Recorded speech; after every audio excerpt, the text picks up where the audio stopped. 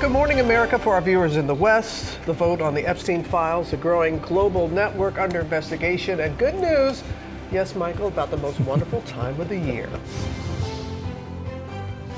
The House set to vote to release the Epstein files. How many Republicans do you expect to vote for this?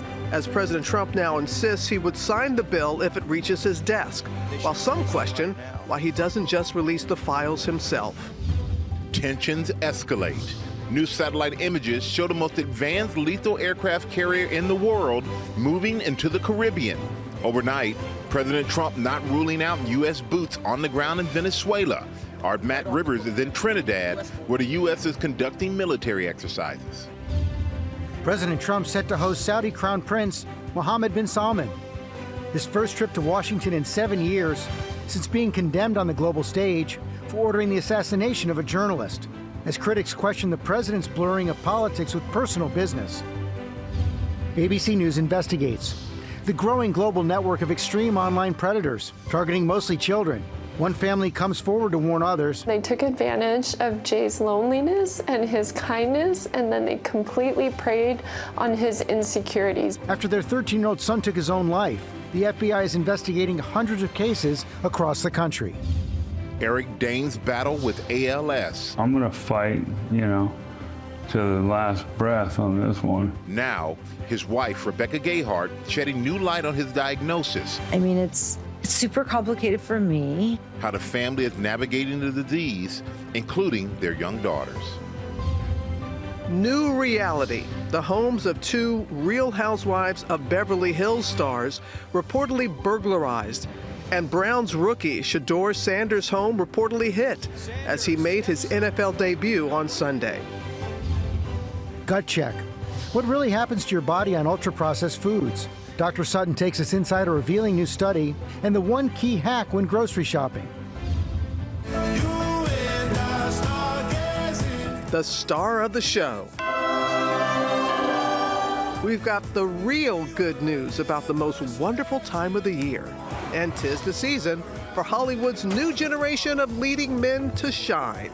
Find out which stars are in our exclusive first look of Vanity Fair's The People's Princess. Live from ABC News headquarters in New York City, it's Tuesday. Good morning, America. I don't have to look far because I'm sitting between two princes right here. Oh, we're going to have a good day today. Yeah. You know, Christmas is coming up, George. Somebody's lobbying for a good gift. Perhaps. We got a lot of news to get to, including Elizabeth Schultz. She's tracking a new report about Americans and their utility bills. That is a big concern as we head into the winter months. Yes, it is, George, but we're going to begin with the latest on the Epstein files. The House is set to vote on a bill that will order the Justice Department to release all of the files after President Trump reversed course. Our senior political correspondent, Rachel Scott, is on Capitol Hill for us this morning. Good morning, Rachel. Michael, good morning to you. Well, the president, even top administration officials have tried to stop this vote from happening for weeks. But today, it will move forward, and a growing number of Republicans are expected to support it. With the House preparing to vote on the full release of the Epstein files, this morning, Speaker of the House Mike Johnson says a significant number of Republicans will back it. And how many Republicans do you expect to vote for this? I think it'll be a large vote tally.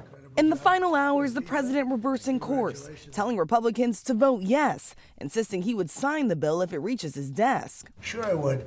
Let the Senate look at it. Let anybody look at it. But don't talk about it too much because, honestly, I don't want to take it away from us. But over the last several months, the president has repeatedly tried to stop this vote from happening. Speaker Johnson sending the House on August recess early and keeping them out for weeks during the shutdown, which in turn stalled a vote. The president's top advisors working behind the scenes, even summoning Congresswoman Lauren Boebert to the White House to meet with the FBI director and the attorney general in the Situation Room. These are friends that I work with. It's okay to have conversations.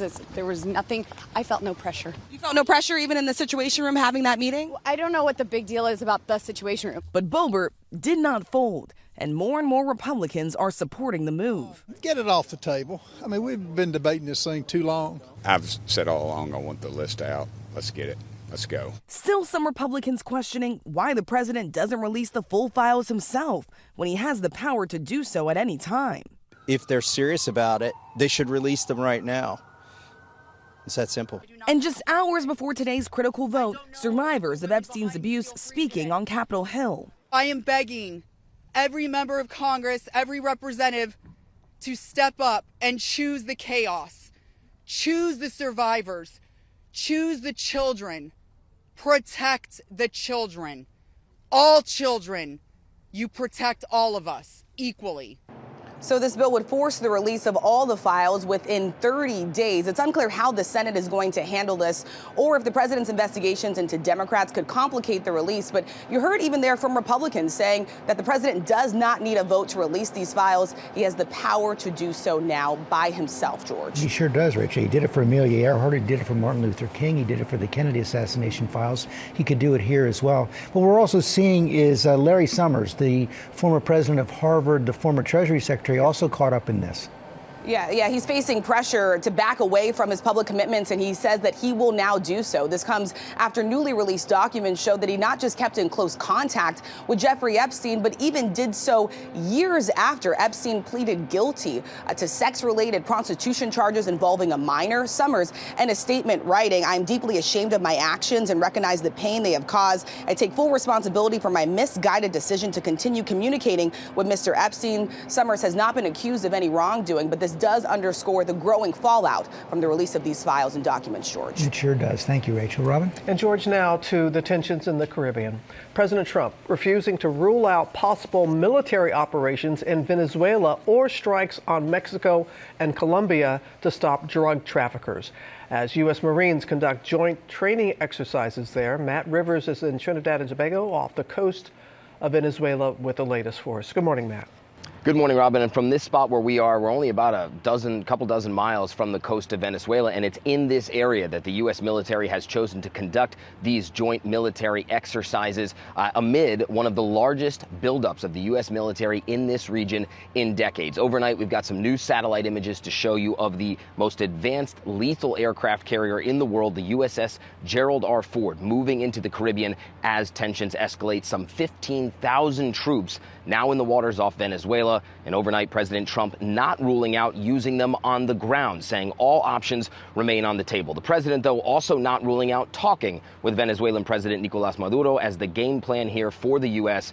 remains very unclear. And as the president weighs striking Venezuela, also overnight not ruling out striking both Mexico and Colombia, saying each is responsible for flooding the United States with drugs. For his part, President Maduro saying he wants peace, but at the same time calling up some 200,000 members of his country's military and various militia there, clearly preparing for the possibility of conflict. George? Yeah, the tension is rising. Okay, Matt, thanks very much. President Trump set to host Saudi Arabia Crown Prince Mohammed bin Salman at the White House. It's the first U.S. visitor of the prince since the CIA held him responsible for the killing of a Saudi journalist who worked for the Washington Post. The state visit also coincides with the announcement of new business deals between the Trump family and Saudi Arabia. Chief White House correspondent Mary Bruce has the latest. Good morning, Mary. Good morning, George. Well, it wasn't that long ago that the Saudi crown prince was branded a pariah, but today President Trump welcoming him here with open arms. They are rolling out the red carpet here, but the visit also highlighting the intersection of American foreign affairs and the president's family fortune.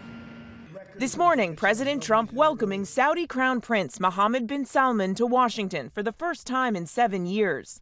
Well, we have the king coming. Crown Prince is coming tomorrow. The White House pulling out all the stops. Saudi flags draping Pennsylvania Avenue, even though this isn't an official state visit. Eager to show off the White House, the president welcoming the Crown Prince with a lavish ceremony on the South Lawn, returning the pomp Trump received during his visit to Saudi Arabia in May.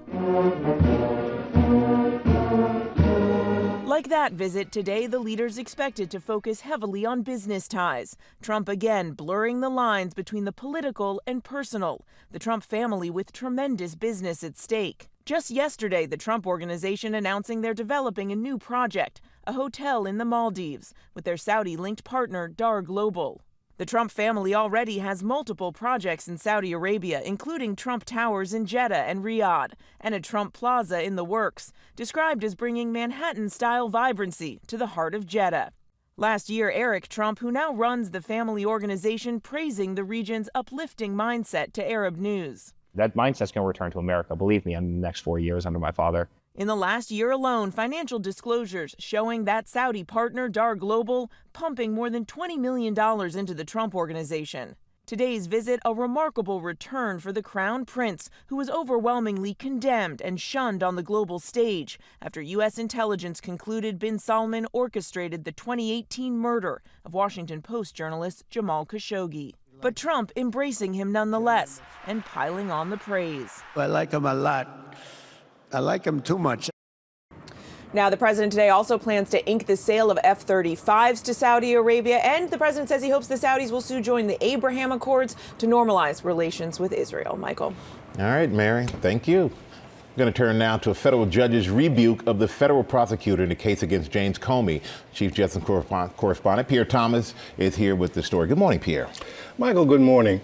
That federal magistrate judge offered a blistering assessment of the U.S. Attorney Halligan's performance before a grand jury in seeking those indictments against former FBI Director James Comey. The judge claims there's evidence that Halligan made fundamental misstatements of the law that could compromise the integrity of the grand jury process. Specifically, the judge claims that Halligan told the grand jury that Comey did not have the right to avoid testifying at trial, something guaranteed under the Fifth Amendment, and that Halligan told the grand jury it could consider evidence not before it and could surmise that the government would have more evidence at trial. The judge also raised concerns about whether the specific indictment returned in open court was the same indictment before the grand jury that it deliberated on, raised serious questions about the government's misconduct in the case. The judge also offered DOJ ordered them to produce a full transcript of audio recordings and the transcript from Halligan's grand jury presentation. Halligan has come under intense scrutiny because she has no prosecutorial experience and was appointed after her predecessor was forced out by President Trump after he refused to seek indictments against Comey for allegedly lying to Congress. DOJ is refuting the allegations and is appealing the magistrate's ruling. Wow. In all your years, have you ever? This is different. We've never seen judges, this aggressive in challenging what the Justice Department has done before the court. If those questions pan out, this case is going to get thrown out. Yeah, it seems like it. Potentially. There will be appeals. You never know how these things are going to work out, but Comey is seeking to have all the cases against him dropped. All right. Good to have you here in the studio with us, Pierre. Thank you. Now to the Indiana homeowner charged with manslaughter in connection with the fatal shooting of a house cleaner who police say was gunned down when she arrived at the wrong house. Chief Investigative Correspondent Aaron Katersky is here with more. Good morning, Aaron. Good morning, Robin. Indiana has a strong self-defense law. Prosecutors say it does not apply in the shooting death of a woman who showed up to clean at the wrong address. The only thing Maria Florinda Rios Perez de Velasquez did to get herself shot and killed earlier this month was go to the wrong address. And this morning, the suburban Indianapolis homeowner who allegedly shot her through his front door is facing a felony charge. Kurt Anderson is charged with voluntary manslaughter in the death of Rios Perez, a mother of 4. Indiana's Stand Your Ground law allows deadly force when there's a reasonable belief it would prevent a home invasion. But the prosecutor argued it does not apply to this case. And it's our contention that the person did not have a reasonable belief that that type of force was necessary, given all the facts that he had at that time. Officers were called to the home in Whitestown just before 7 a.m. November 5th, where they found Rios Perez dead. She died in the arms of her husband. I never thought it was a shot, her husband said. I realized when my wife took 2 steps back. She looked like she'd been hit in the head. She fell into my arms, and I saw the blood. It went everywhere. He told police he and his wife tried using keys their employer had given them to open the front door. Police said Anderson told investigators he woke to the sound. And believing someone was trying to break in, police said he retrieved his handgun, went to the top of the stairs, and fired 1 round through the closed, locked door without a verbal warning. Maria was a mother, a wife, a sister, and a valued member of our community. Her life was taken in a manner that should never happen in any neighborhood in Indiana. Now, Anderson is being held this morning without bond. He's due in court later this week. His attorney called the death of Rios Perez a heartbreaking, terrible tragedy. But, guys, he said his client's actions were fully justified. So this will all play out in court. Yes, it will. Thank you, Aaron.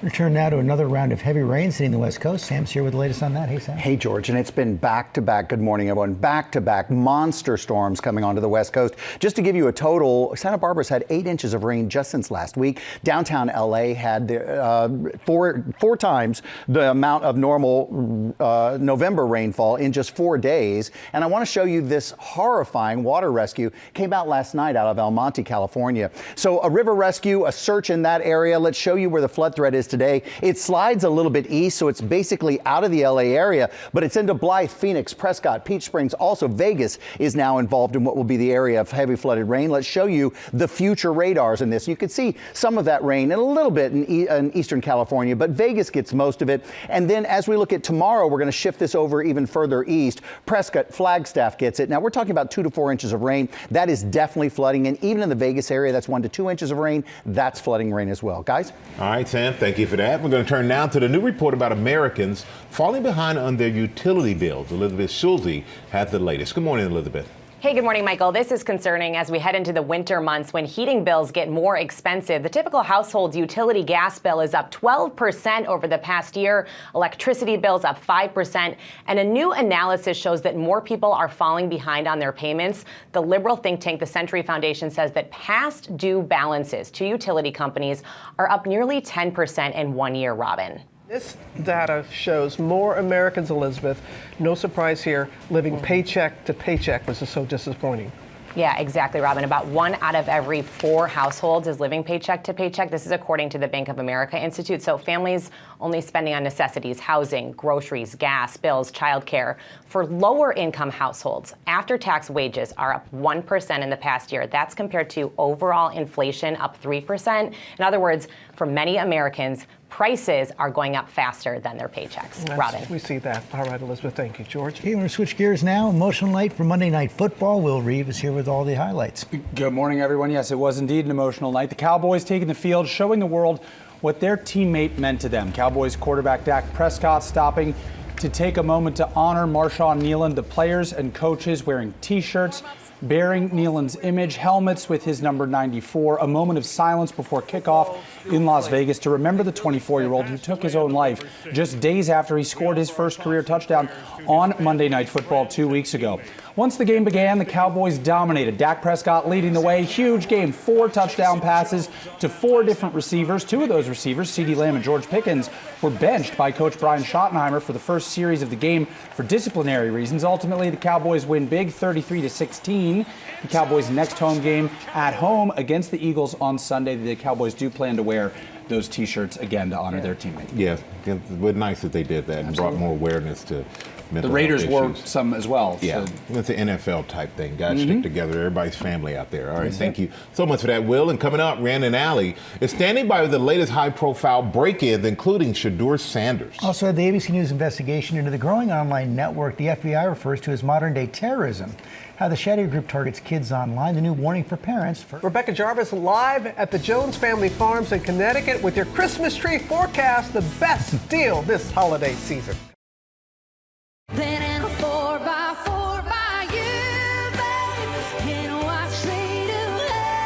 Back here on GMA, my girl Lainey Wilson performing her hit song 4x4 by You at the CMA Awards last year, and now she is gearing up to host the 59th annual CMA Awards tomorrow night. She is going to be fantastic. She is fantastic. You can watch it 8 p.m. Eastern right here on ABC. Stream the next day on Hulu. Sounds fantastic.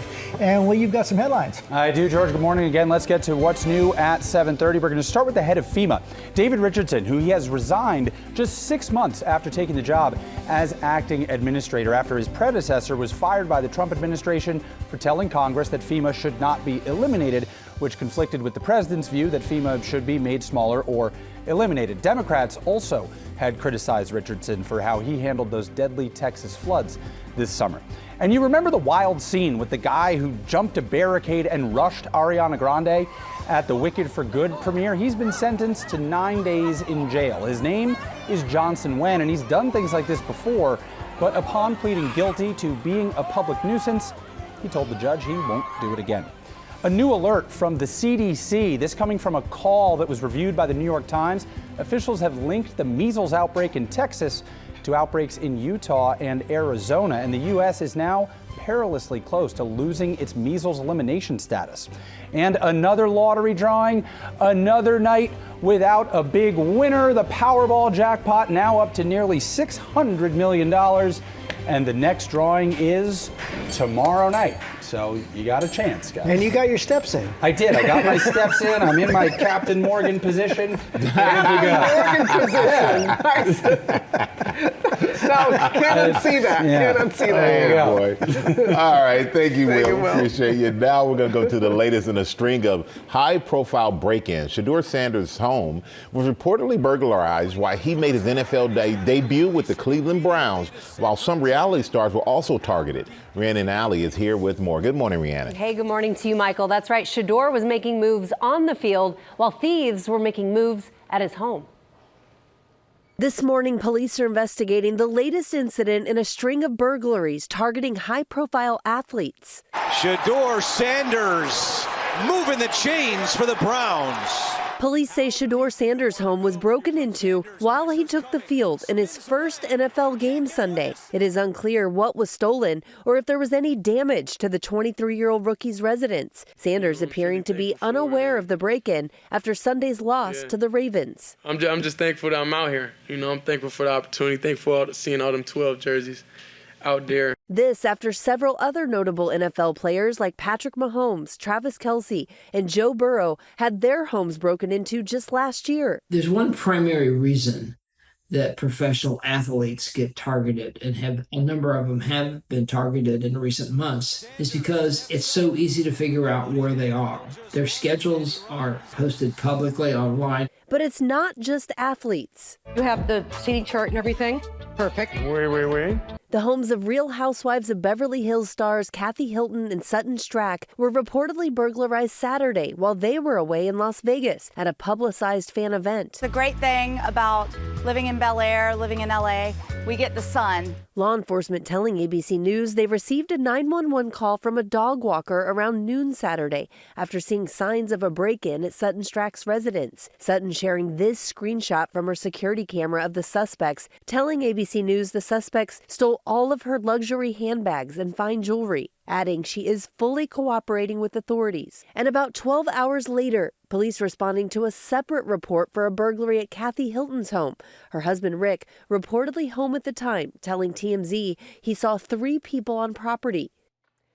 The LAPD told us the suspects fled both locations. They are still investigating. As for the Shedeur Sanders incident, authorities have not identified a suspect, but this is obviously a dangerous trend for celebrities and athletes when people obviously know they're not going to be home. It sure is. And folks who post about them being away from home when they're on vacation, doesn't matter if you're a celebrity or not. Right. So many people on social, they post where they are. Yeah. It's good advice not to do that. Well, I want people to know I always got somebody at my house, even when I'm not there. So We have a couple just so you know. dogs. Yeah. Now to an ABC News investigation in a global network known as 764, FBI now refers to as a new form of modern-day terrorism that targets children online. Nightline anchor Juju Chang here with the latest on that. Good morning, Juju. Good morning, George. With fresh arrests, including one last week involving alleged plans for a terror attack, law enforcement is now warning that the 764 network is getting bigger and bolder. This morning, we hear from parents in a suburb outside Seattle whose son Jay was victimized by alleged members of this terrifying network in a place where he should have been safe, at home. I love you. I'm sorry I couldn't, talk to you on FaceTime. 13-year-old Jay Taylor loved crafting. See crochet all over the place. This is beautiful. It's what drew him to join online groups like Discord to make friends as he struggled with his mental health after COVID. We knew there were bad people on the internet, period, when we had those conversations. And you tried to limit it. Oh, yeah. It was locked down. We did all the things that are available to us, right? But that didn't stop an online network of extreme predators known as 764 from reaching Jay anyway and allegedly pushing him to do the unthinkable. Take his own life. They took advantage of Jay's loneliness and his kindness, and then they completely preyed on his insecurities. The goal of 764, to unleash chaos. Modern day terrorism in America, 764 crimes that involve harming our children by going after them online, causing self-mutilation, suicide, sexual abuse. At least 30 people have been charged by the Justice Department in recent years with suspected ties to 764 or affiliated networks. Martin, like your last name or name? What is it? Last name. Including this young Arizona man, indicted last month on 29 federal charges, from cyberstalking to alleged support of terrorists, meaning 764. He intends to plead not guilty. The FBI says it's now investigating more than 350 cases across the country. This new network has a potential national security implication. A dramatic spike since our ABC News investigative unit report on 764 earlier this year. It's one thing to learn that your child died by suicide. It's another thing to learn that people were watching. Right. And egging him on. Sickening. Probably one of our favorites. The Taylors say they're now fighting for accountability, planning to sue Discord. Because that was the doorway that these bad guys that we would never let into our home. Discord says the horrific actions of 764 have no place on Discord or anywhere in society, and that it's working aggressively to keep bad actors and harmful content off its platform, including investing heavily in new digital tools and cooperating with law enforcement. But the Taylors also want lawmakers to take action. I couldn't live with myself not making this push now, making it public, because if I read a story like Jay's, after Jay's passed, we failed Jay in this endeavor. The Taylors say that warning other parents is part of their healing now, and they are pushing both lawmakers and tech leaders, hoping for justice.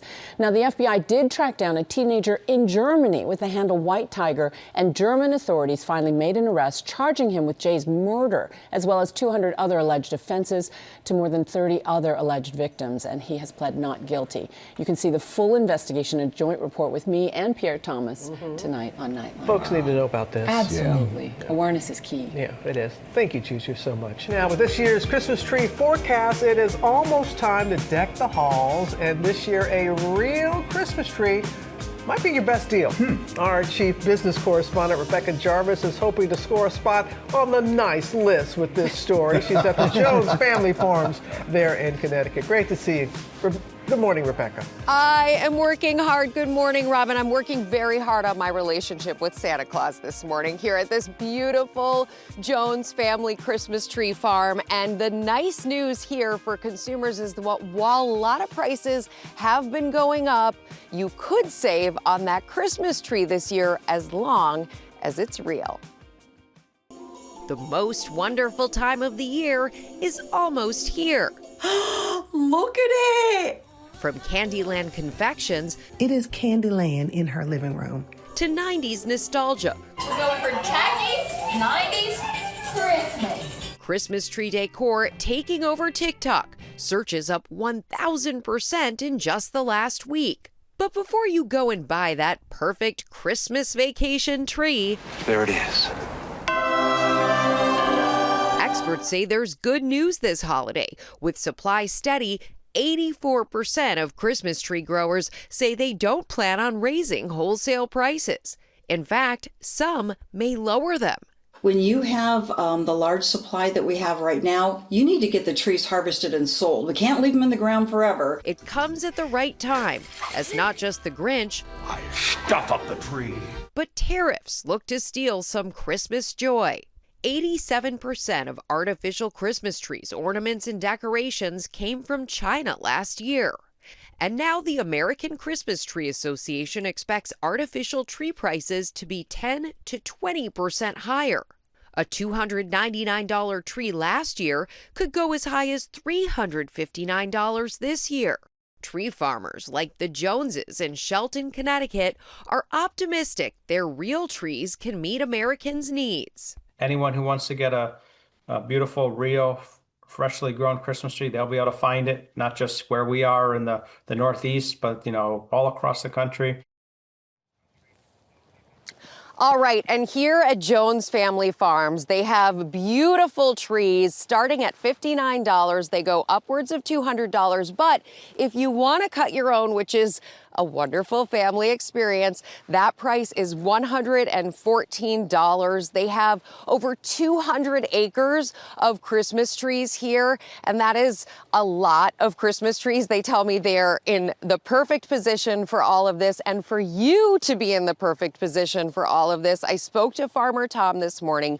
He recommends a few things. First of all, measure before you leave the house. Make sure there's about a foot left before the ceiling in order to measure the right size tree. So if it's a 9-foot ceiling, go for an 8-foot tree, and make sure that you chop the downhill side first. That way it tips over easily, guys. Oh, well, thank Farmer Tom for us, and we thank you.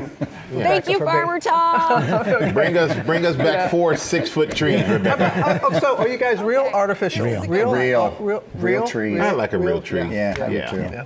Now our play of the day is music, kind of helping lead us right into it, Sam. It really is. I like this one. Remember, it was Denise, I think, in 1984. Let's hear it for the boys. The movie was Footloose. Well, Vanity Fair is getting set to release its 32nd annual Hollywood issue. Now, their biggest and most anticipated release of the year. We've got a first look spotlighting the new generation of Here's Why, the song, leading men. So let's hear it for the men. And as Robin pointed out, we might even have used That Boy Is Mine. Brandy and Monica. Yeah, Brandy and Monica. All right. So what's better than one cover? 3 covers. Vanity Fair is calling them the People's Princes. We see Jeremy Allen White, A$AP Rocky, Glenn Powell, Lakeith Stanfield, Callum Turner. They're all at the beach.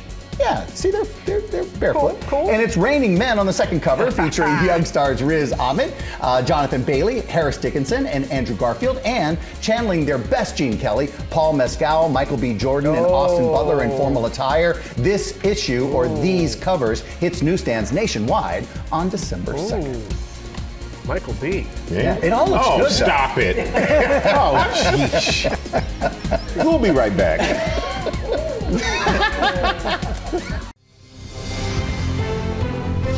Good morning, America. It's 8 a.m. The House set to vote to release the Epstein files, as President Trump now insists he would sign the bill if it reaches his desk. Gut check. What really happens to your body on ultra-processed foods? Dr. Sutton takes us inside this revealing new study and the one key hack when grocery shopping. Rebecca Gayheart talking about her husband, Eric Dane. I'm going to fight, to the last breath on this one. And his battle with ALS. I try to stay optimistic, though, about it all. What she's saying about their relationship in the wake of his diagnosis and how she is supporting their daughters. And it's a magical morning. Daniel Radcliffe is here live talking about his return to Broadway, and he's safe. Good morning, America. Live from ABC News headquarters in New York City, it's Tuesday. Good morning, America. Good morning, America. We're looking forward to catching up with Daniel Radcliffe. Always got something interesting when it comes to the show. Also had things that are about to get delicious in our studio. Samin Nosrat is here with good things to make for a crowd as we count down to Thanksgiving. She's very happy. Yeah. Plus, Chris Hemsworth shares his father's Alzheimer's journey, taking him on a road trip that could help him fight the disease. That is coming up. First look at the top stories breaking today. We start with the latest on the Epstein files. House set to vote on a bill that would order the Justice Department to release all the files after President Trump reversed course. I want to go back to our senior political correspondent, Rachel Scott on Capitol Hill. Good morning, Rachel. George, good morning to you again. And the House is now just hours away from this vote to release the full Epstein files. And the Republican Speaker of the House, Mike Johnson, tells me he expects a significant number of Republicans to support it. But for months, Republican leadership, the president, top Trump officials have really tried to stand in the way, slow walking the process of getting to this vote, even summoning Republican Congresswoman Lauren Boebert to the White House for a meeting in the Situation Room with top Justice Department officials, the FBI director, even the Attorney General about this. In the end, Boebert did not back down. Today, she will be joined by a growing number of Republicans who will support this, but even some GOP members acknowledging that the president does not need this vote from Congress. He does have the power to release the full Epstein files if he wanted to. This bill, if it does reach his desk, would require the full release of those files within 30 days, but it's unclear how the Senate would handle this and if investigations that the president has launched into Democrats would further complicate the release, Robin. That could be the case. All right, Rachel, our thanks to you. Now, a new report about our infant mortality rate. The U.S. once again getting a D+. Janae Norman is here with that and what's being done to protect mothers and their babies. Yeah, guys, you hear that D+, and get this, that D+ is the longest stretch of the lowest grade in the history of this March of Dimes annual report. And here's what's so concerning. 1 in 10 American babies were born preterm last year. That's nearly 380,000 babies and places the U.S. as one of the developed nations with the highest preterm birth rates. The report outlined a number of other concerning issues like racial disparities that are persistent. Babies born to black moms have a preterm birth rate of nearly 15%. That is up from last year.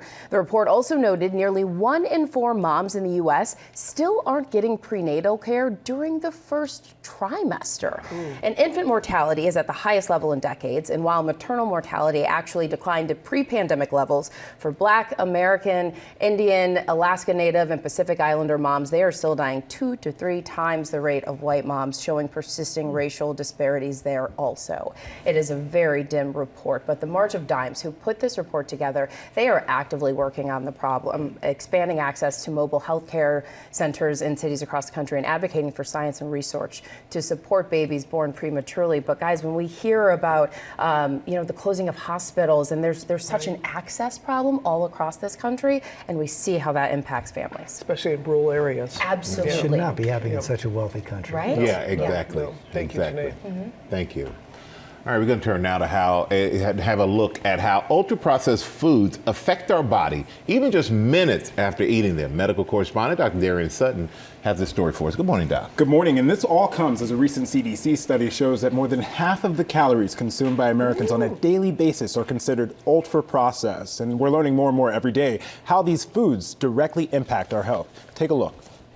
At Virginia Tech, a study is underway to see what ultra-processed foods do to the body. So these are our 2 test meals that subjects consume. Participants are given nutritionally equivalent meals, one minimally processed and the other ultra-processed. We've matched these on things like calories, carbs and fats, and sodium. I'm here to see what happens to my body when I try the ultra-processed meal. This is the metabolic chamber. It's essentially the size of a twin bed. Over a 2-hour period, they'll take measurements and blood work. So after 50 minutes, we'll tell you when you can start eating it. We're going to see how my body responds to eating this food. I'm really excited to see what differences are going to happen.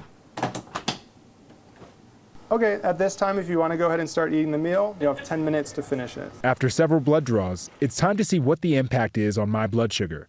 He started at right around 100. At minute 20, we saw it go up slightly, and now we're up to 133. And so now that the food's fully been digested around minute 40, we're seeing quite an increase. All righty, we're all done. Now, it's time to see how my response compares to other people in the study. You're going to see, as long as there's carbs or sugar in there, you're going to see your blood sugar come up, and what you're looking for is a return to the lower levels for the majority of the day. The gray line is the average participant response to eating the ultra-processed food. The orange shows the minimally processed meal response, and the black line showing a dramatic spike in my blood sugar 1 hour after eating the ultra-processed meal. So it tells us that our blood sugar is responding to how the food is made, not necessarily what's in it. It's remarkable to see how the food we eat directly impacts our bodies, both in the short and long term. Chronically high blood sugar, for example, can potentially lead to diabetes. But not all processed foods are equal. The majority of ultra-processed foods are high in fat, they're high in sugar, they're low in fiber, and they're low in protein. But is there something about the processing itself, whether that be that mechanical or physical processing or the additives, that is leading to a different outcome in the body? For many, it's hard to distinguish the degree of how processed a food is. We need to have the best information to make the best decisions that we can for the health of ourselves and the health of our families. It's remarkable to see that it's not just the ingredients or what's on the back of the box, but how the food is made and how it's processed. And one tip that I learned in this is that when we go to the grocery store, we have to try our best to stay around the perimeter, stock up as much as you can on the minimally processed and unprocessed foods before moving into the aisle. And it's not all bad, but we're learning every day that we want to reduce the amount of ultra-processed foods in our diet as much as possible. Yeah, and how quickly it impacts you, it affects you. Very quickly. And again, that sustained high blood sugar can increase my risk of diabetes. And so it's something that we all have to pay attention to, given the fact that half of Americans are having half their diet as ultra-processed foods. Ooh, definitely got to pay attention to that. All right, thank you for that, Doc. And you can see Gut Check, the foods we eat, tomorrow night at 8:30 on ABC News Live. And coming up here on GMA, our morning menu, actress Rebecca Gayheart on her relationship with Eric Dane as he fights ALS and the lessons she's hoping to teach their young daughters. Also, it's me, Nasrat has some great ideas for Thanksgiving. Plus, we have a very special Deals and Steals this morning. Tori Johnson and Oprah Daily's Adam Glassman are here with the best of list of Oprah's favorite things, perfect for your holiday gift list. And Sam with some special guests. Hey, Sam. Michael, I'm standing here backstage. Daniel Radcliffe is here. Look who just wandered by. No, we're actually going to do a full interview with you. Brendan Fraser, is here. You signed the wall, but you haven't signed it yet. No, but I have now. But I lost rock, paper, scissors. Okay, with so you Daniel, so I have to do my whole name. Yeah. And also one of the most wonderful things is when these guys who have never met just met right here. Full show coming up. We'll be right back. Who won there? Paper. I won again. Paper. Yeah, that's the second time you won.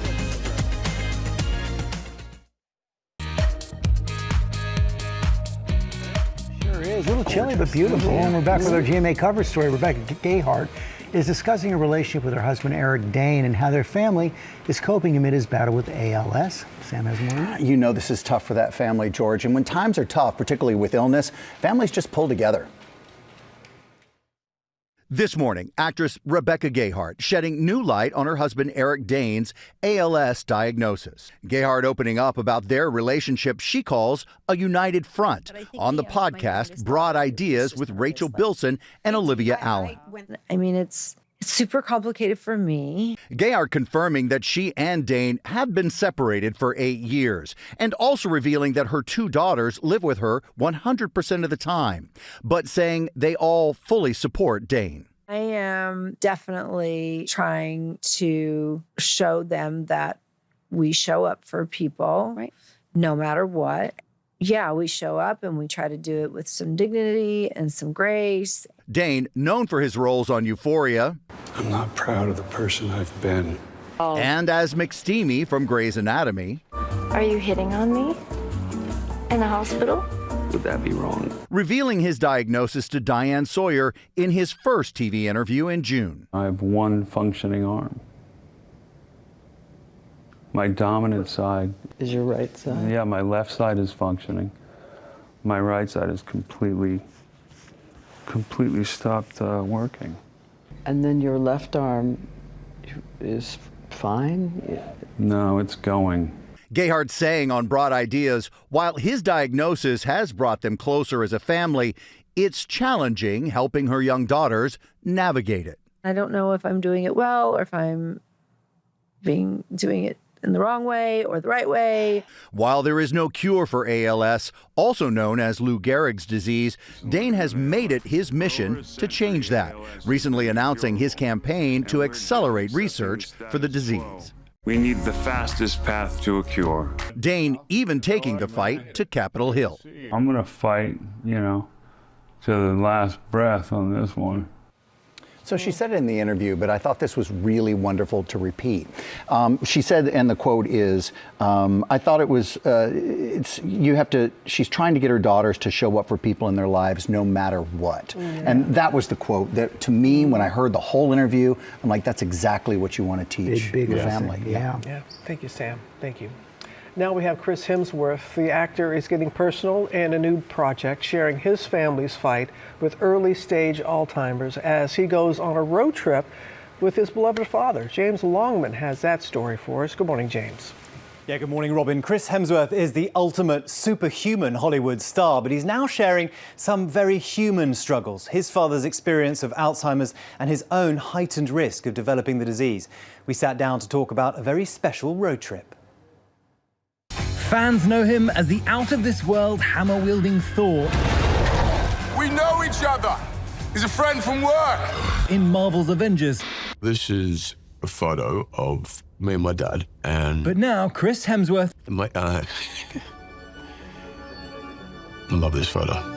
...is showing his human side in his latest, very personal project. I wanted this authentic kind of experience to be captured. His new special on National Geographic, Chris Hemsworth, A Road Trip to Remember, sees him go on a journey of discovery with his dad, Craig, who has early-stage Alzheimer's. Seeing the real genuine vulnerability from him and having him express his fears and concerns was like heartbreaking, because at the time was like I was sort of encapsulated by this man in front of me who is still my hero and lives such a life of and will live such a long life of dignity and strength and integrity.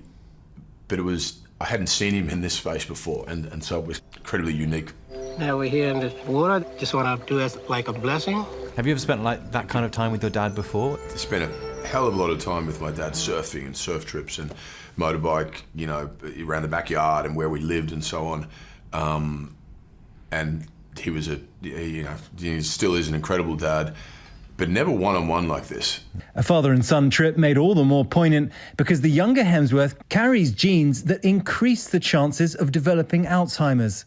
All of a sudden, there is far greater importance on how you're spending your time, who you're spending it with, and where your priorities lie. What are you afraid of? There were really tender moments in this show where the two of you were just telling each other how you felt. Yeah. And that was very striking. And I felt kind of a sense of guilt, and I thought, I haven't asked him these questions yet. And here he was, a man who had protected me, my entire life. And now he's in a state where he needs support, and I hadn't had the courage to check in, And you distilled all of that into one beautiful moment right at the end, because you showed us that photograph. It's funny how it all sort of becomes this sort of full circle, and it being about connection, it being about the shared experience and love, and what else are we here for if not to sort of collaborate and continue on this journey together with compassion and empathy.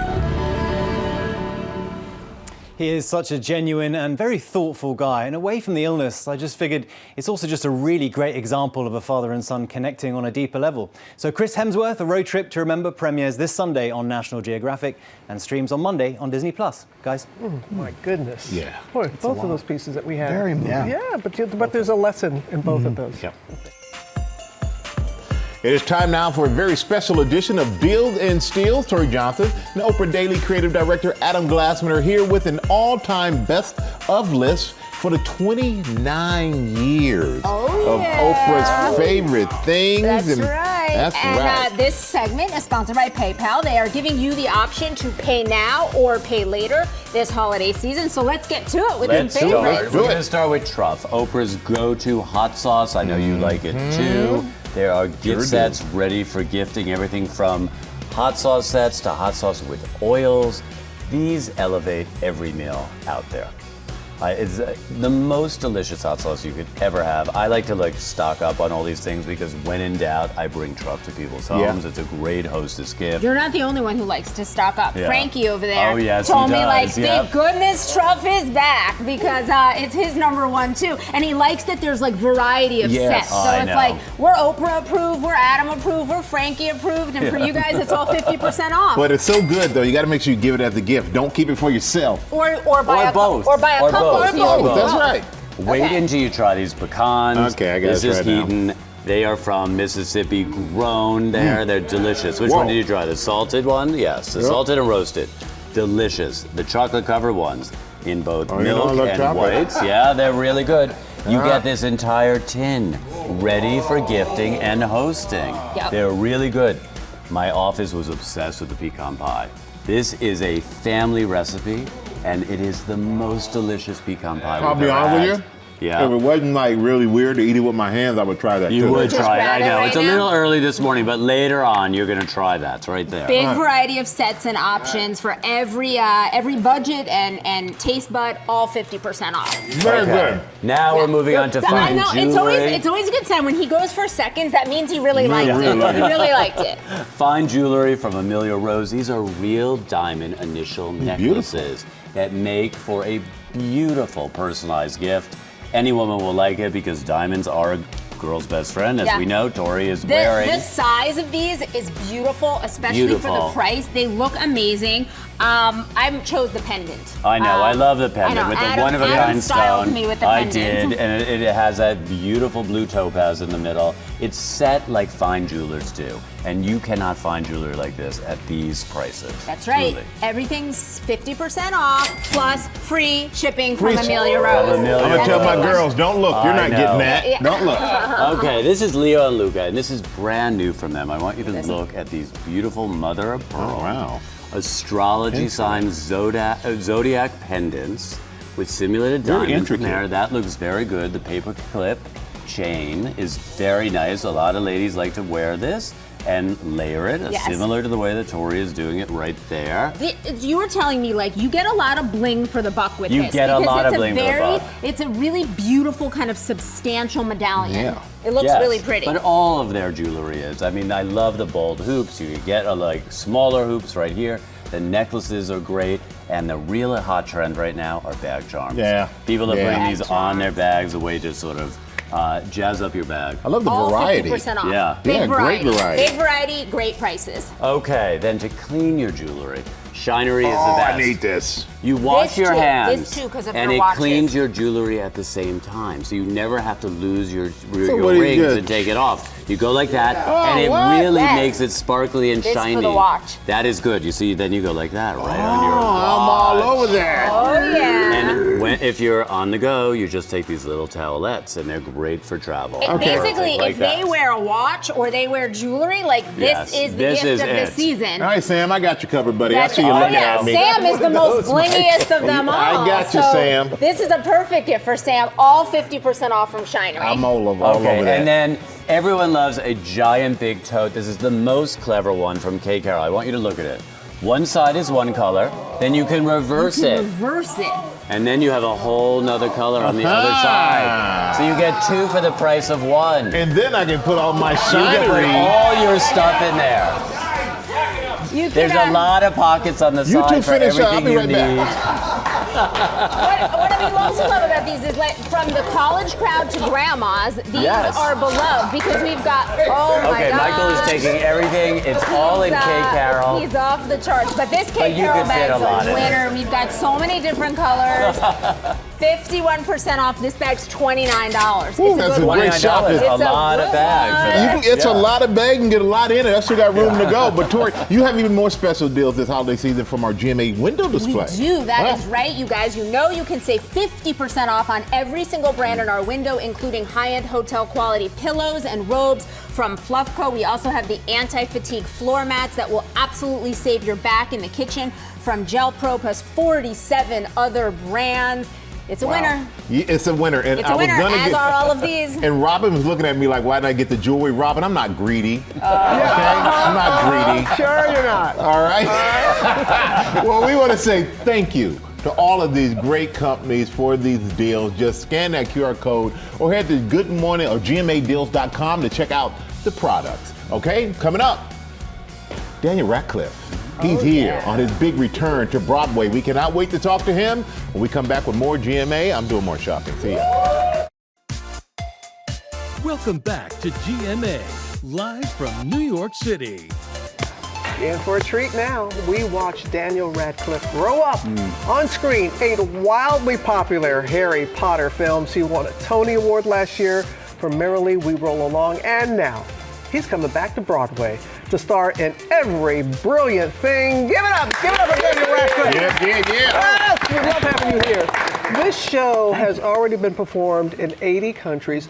Rave reviews everywhere it goes. How do you describe it?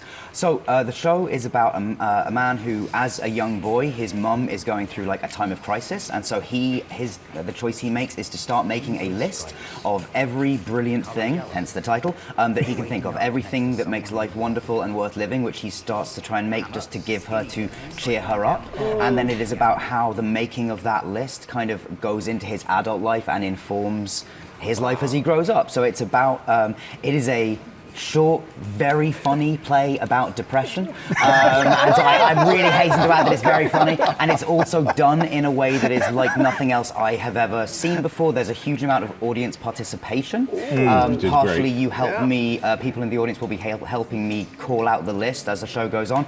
But then there are a few people that really will be very, very involved in like creating the play with me every night. But I would like to say this, that if the idea of audience participation is something you hate, you will not be forced to. Nobody will be doing anything. Some people do not. My mum and dad would hate to be made to do anything. So I'm just saying, they will not be forced Well, to. you've got this down. Yes. Short, very funny play about depression. That's the pitch. That's what I'm trying. This is my first time talking about the show, so how am I doing? But I'm curious, what would you put on your list? I mean, okay, so the music of Tom Lehrer, very obscure reference for some people. You can look him up at home. He recently passed away. Very, very funny, brilliant comedian from the 60s. The way my son says several words, the way my son, my 2.5-year-old, says the word excited. He says excited. It's very, very cool. That's so great. And what else? I mean, I'll use one from the show, which is waking up late next to somebody you love. This is the pretty brilliant. Wow. You know. What would be? Can I ask? What do any of you have? Pizza was on your list. Pizza would be on my list. I mean, it's a long list. It's a short play, but it's not too short. I'll Pizza. take the smell of puppies and newborns. Okay. Yeah. Now, here's my theory on why kids smell good. It's just dreft. It's the stuff we wash their clothes in. Smells. That's what I have learned after raising a kid for a couple of years. I would say something with family. Facial hair. Great. Nice beard. Thank you. I've been working on this. I don't know, but you get to choose whatever you want. Ankle socks, Sam. Ankle socks. What was yours? No, all of the above. All of the above. No, but I'm really grateful for my optimism. That just always, and I got to lean a lot of it sometimes, some mornings. But being always optimistic. I'm sorry, but it's that's great. That's lovely. Daniel, my thing is optimism. I need a lot of it some mornings, and they're looking at you and they're touching you. But I think that means that you are a source of their optimism. I think that was what you were saying. You know what? Yeah. No, that's how I was coming. You were hired. Sam, you're not getting out of this. No, it would be toes in the sand. There are just some moments where anytime you can put your toes down in there in that sand, it's the best. Okay. I love it. It's the best. Tom Felton, he was here last week. He played your Hogwarts nemesis. He's also on Broadway now in Harry Potter and the Cursed Child. But when he was here last week, he had this to say. I've taken a few tips from Potter, this is true. He was one of the early inspirations for me to come to Broadway. I saw him, I think, on his first show, 10 plus years ago? And now he's obviously a Tony winner and a big inspiration for the reason why Broadway is so special. Nice to be in That's very, very sweet. Yeah, I mean, it's crazy. Like, Tom's older than me. He was always like the cool kid. Like, growing up, it's crazy that he would think of me as an inspiration for anything. But like, yeah, that's really sweet. And I'm so happy that he's both in London. Like, he's done a bunch of stage stuff in the UK now. And you know, I would encourage anyone that wants to act and enjoys acting to do stage stuff. And so I'm super excited that he's in this and that he's doing Broadway and he's doing the show. It's really lovely. And I'm excited that he's going to be in the city and I will get to see him. Yeah. It was also great to just have him refer to you as Potter. I know. That to me was just like so wonderful. So there's a Harry Potter series coming out, and I know you're the gold standard. So anyone who's going to do, it's true. I'm the gold standard by default because I'm like one of the only one. Like, but thank you. But anyone who's going to do this has to say, well, I have to call you and see what you. I mean, I wouldn't say that anyone who's going to play Harry has to do that, but and I have a very sweet. I know a few people that are working working on the production, so I wrote to Dominic, and I sent him a letter, and he sent me a very sweet note back, and I just wanted to say, like, I do not want to be like a specter in the lives of these children at all. I just wanted to write to him and say, like, you know, I hope you have the best time and an even better time than I did. I had a great time, but I hope you have an even better one. And I do. I just see those pictures of him and all the other kids, and I just want to, like, hug them. They just seem so young. It seems, I do look at them and I go, like, oh, it's crazy that I was doing that at that age. But it's also, like, incredibly sweet, and I hope they're having a great time. Oh, well. You know, we always have a great time when you're around here. Thank you for Thank bringing the joy. Oh, thank you so much for having me. Always, please. You help with my optimism. Good. I'll come every day. Previews of every brilliant thing begin February 21st of next year. Oh, we got to wait. The Hudson Theater, and tickets are on sale now. Yeah. All right, you guys, we are counting down to Thanksgiving, and Samin Nosrat, the James Beard Award-winning chef and author of the new cookbook, Good Things, is here with recipes, yes, to feed a crowd at your holiday gatherings. Samin, welcome to GMA. And I got to say, I was saying, if there was a smell-o-vision, people at home would be freaking out right now. This smells so incredible. Totally. So let's get started. What we got? What are we making? We're gonna make a caramelized onion dip, but my twist on it is adding a little bit of miso, and instead of sour cream, we're using labneh, which is a thick drained yogurt. Really? Yeah, it's a little bit tangier. Okay, so you got me with that. Yeah. But you said miso and vinegar? Yeah. So we have our onions here, and then we're gonna put a little, do you wanna put the miso in? You can use this. Miso is just gonna add salt and umami flavor, like a deepen the flavor, make it a little bit sweeter. And vinegar sort of punches up the acid to really heighten the sweetness in the onions.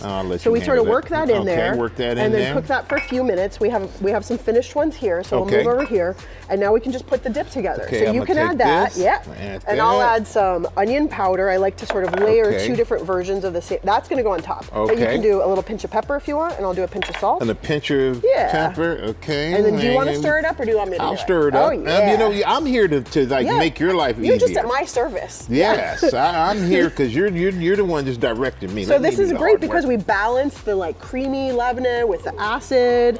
We have sweetness, we have salt, we have so much flavor. It's just a little bit sort of deeper flavor than your typical sour cream and onion dip. That's pretty quick too. It's super quick, except for the onions, which were done for us. But yeah, you know, that's why it was so quick.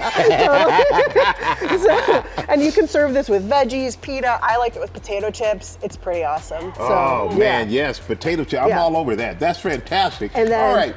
Classic potato gratin for your Thanksgiving side. So we'll just melt a little butter in here. All right, melt a little butter. Yeah, and add some garlic. Okay. And get that sort of flavor going. And then we're gonna steep the cream in there. So that'll get the cream really nice and garlicky. So you're flavoring the cream with the butter and garlic. Exactly, and it's sort of just, these are super simple classic flavors. And how should it taste, by the way? It should be actually a little bit on the salty side because the potatoes don't have any salt yet.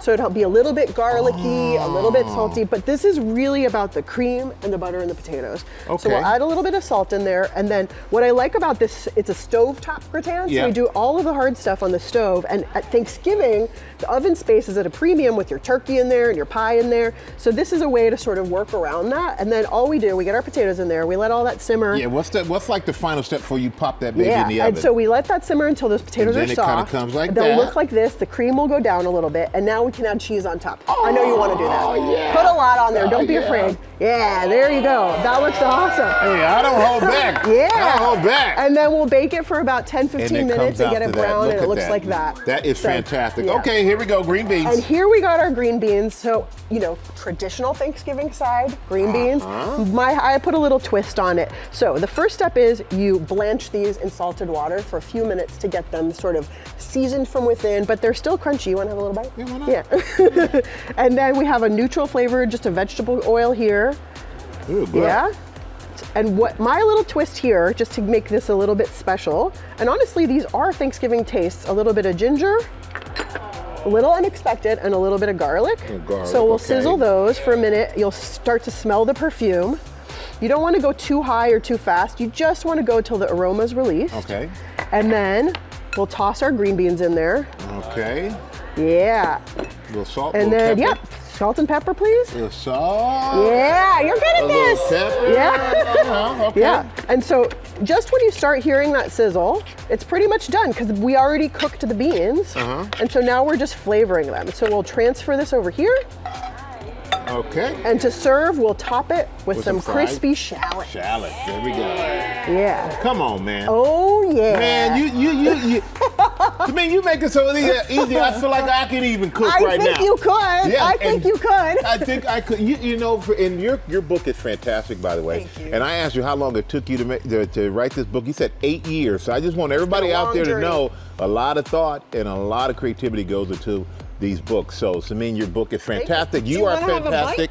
I'm gonna have a bite, but I can't have a bite and throw it to the commercial. It's true. But you know it's what? True. These recipes, you can get them on GoodMorningAmerica.com. Samin's cookbook, Good Things. It is out now, and you're gonna be back on GMA3. Yes, I'll be You're gonna back. have more for us. So we're looking forward to that. It's gonna have more great recipes. You're saying what was fantastic? The green beans or the That potato? dip was. Oh, that was good eating. Yes. All right, now we have the beloved park that was destroyed by the LA wildfires earlier this year, and the extraordinary effort to bring it back with the help of Disney and its Imagineers. You had that, Will? I do, Robin. I had the privilege of going out there yesterday in Los Angeles, just 10 months removed from the fires that decimated swaths of Los Angeles, including the vibrant community of Altadena. There are signs of hope and rebirth. Our parent company, Disney, has many employees who call Altadena home, so this project is especially personal. Charles White Park is part of the beating heart of the community, and Disney has stepped in a big way to help revive it. Morning, a new hope for a community left in ruins by the LA fires just 10 months ago. The empty lots, the charred ruins, but also the signs, Altadena Strong. What they call the heart of the community, Charles White Park, was destroyed in the fires. A major new announcement from Disney, ABC's parent company, investing $5 million to bring the beloved park back to life. LA County Supervisor Catherine Barger represents Altadena. What will a rebuilt Charles White Park mean to this community? It's going to mean hope. I want people to know that there is hope and that we're not going to give up. This is the main area where the playground will be. Emily Dow is the lead Disney Imagineer on this massive reconstruction effort. Reimagining the park, adding a sports field, an amphitheater, a new community center, and a state-of-the-art playground. This was a playground and it burned down. It burned but you're down, rebuilding. And we're rebuilding and making it bigger. This new multi-million-dollar investment is part of Disney's $15 million donation in the aftermath of the fires, and the helpers telling us they'll be here through it all. With the donation from Disney and the community coming together, I think it has really become a possibility to get this back in action as quickly as possible. Yeah. There's still so much need in Altadena, but also so many signs of hope, including at Charles White Park, where groundbreaking is expected early next year, guys. Oh, they did a great job. They sure did. Yeah, it's going to be awesome. Looked really good. Now, let's get to a little celebration. I don't know, I'd like to celebrate that for a while longer, but here we go. To Nashville. It's one of our favorite things that we do every year, the CMA Awards tomorrow night. Luke Bryant hosts a new primetime special, Center Stage, Countdown to the CMA Awards. It's a special edition of 2020, airing tonight on ABC and streaming tomorrow on Disney Plus and Hulu. Here's a look at the trailer. For so many of country's biggest stars, the road to even get to the CMA Awards goes through the honky-tonks, neon lights, and dimly lit bars of Nashville. Now, tonight... Come along with me. I'm about to take you backstage Nashville where you've never gone before. Get ready to get up close with country's biggest stars. Megan's story is really unbelievable. Can't believe I have a song with Kim Josie. Center Stage, Countdown to the CMA Awards. Hosted by Luke Bryan, tonight on ABC. And we're here with Oscar winner Brendan Fraser. He's now starring in Rental Family. Welcome back to JMA. Thank you, George. So I remember first hearing about this idea a couple of years ago. Explain to everybody Rental Family and what the movie's about. Since the 1980s, there's been rental family agencies in Japan, and they offer clients, brothers, sisters, daughters, family members to stand in for them in their absence at weddings or funerals, or just to have someone to be with them. It's a business model that I think has done a lot of good. Let's take a look at a clip.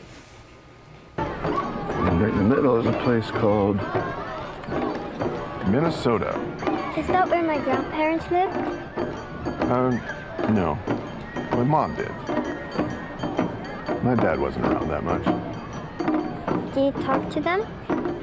No, they're gone now. Do you have anyone left? I have you now. So you're doing the renting there. And in this case, that little girl, who's newcomer Shannon Gorman, is just incredible. She, as the daughter of a single mother, she needs to get into an exclusive school, and her biological father, who is absent in her life, a new one has been hired in me to stand in as her dad.